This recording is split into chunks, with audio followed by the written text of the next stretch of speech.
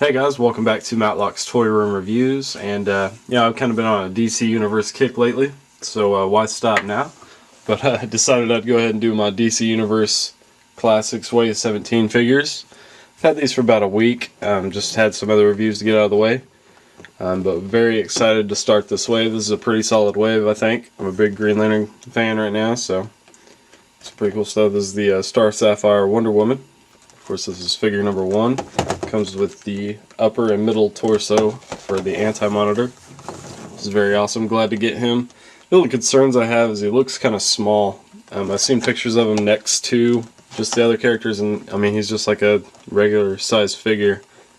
I mean, in the comics he is just a normal guy in a suit, but he can grow really large, so I was kind of hoping that they'd make him, as big as they could. But anyways, there's a picture of Wonder Woman. Here's the bio. And not just the bio for Wonder Woman, but her and her Star Sapphire. And also the stats for her. Her first appearance in the Star Sapphire was in 2010. And a look at the wave. I'm sure you guys have already seen these figures. Not really hitting stores yet, I don't know. I mean, there may be around stores somewhere, but definitely not in my area. I had to go online to get this wave. Very cool. I even got the variant, but very cool wave. Made by Mattel in 2011. So let's take a quick break and we'll get her out of the package.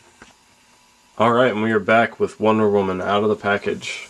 First off, she comes with the anti-monitor's torso, which is very nice looking. It's got this weird looking cloth cape, which I don't even remember him having, like a cape that came down, but whatever. It can be removable before you plug them all together. You can take that off if you don't like it, which is kind of cool, because I definitely don't really like the look of that.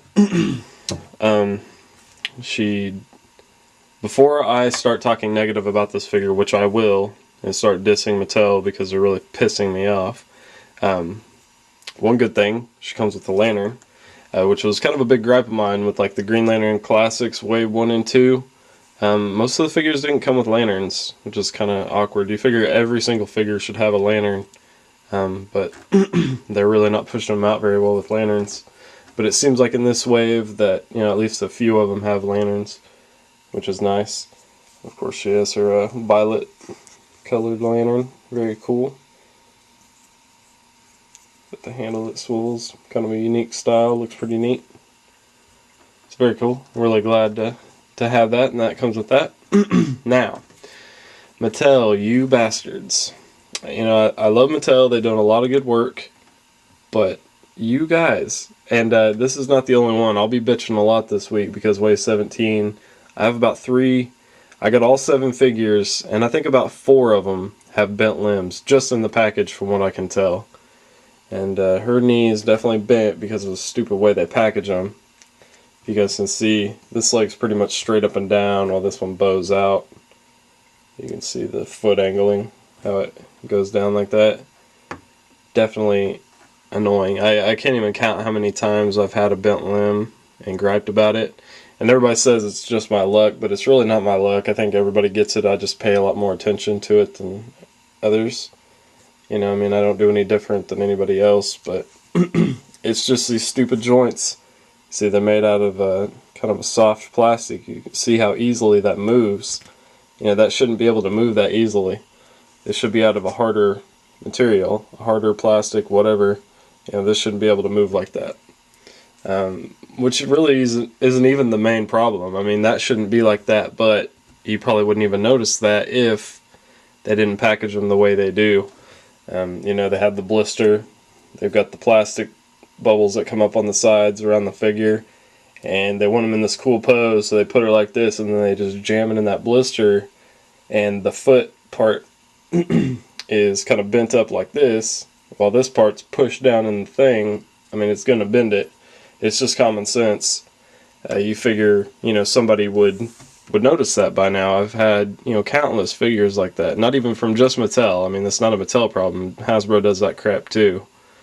But I mean, they package them in there, they want them in a cool pose, some cool pose that looks neat, so somebody wants to buy it or whatever.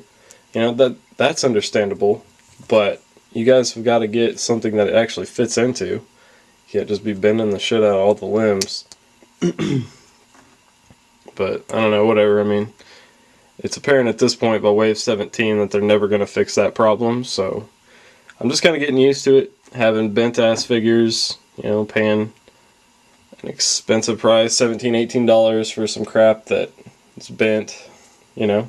I want the figure, so I buy it, so whatever. But anyways, I guess away from the negative, you know, they did a really nice job on the figure itself. You can see on the face, looks pretty cool. Not sure if that's supposed to be like a mole, or she's just got like a mark under her nose, but it's definitely there. Looks pretty cool. She's got like all the eyeshadow and everything. Her makeup with her star. I mean, they did a nice job on the head, I think. The hair, it's kind of harder, so it doesn't really move very well, but whatever. She's got a cool collar sticking up. And her outfit, it's very nice. Kind of, I don't know what kind of color that is. Kind of pinkish purple with the gold. And she's got her lasso, which is not removable. It's just part of her, you know, it's kind of glued on or whatever. And then it's got the straps around her legs and her boots, which, I mean, are really nothing to speak about. They're not molded or anything, it's just paint. So, I mean, nothing too fancy there. Not a real big fan of that. But,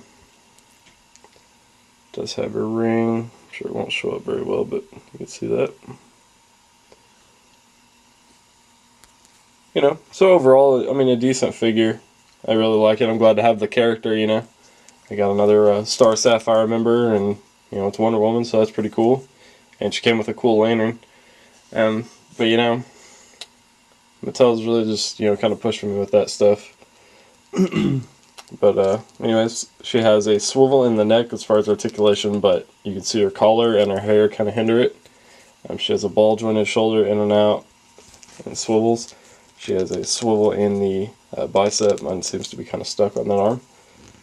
A single jointed elbow and a swivel in the wrist. She has a torso joint, but a lot like Carol Ferris, it's just kind of useless. You can see the joint and it turns slightly, but I mean, it really doesn't do anything. That I would rather them just take that out, not that line not even be in there if it doesn't work, you know.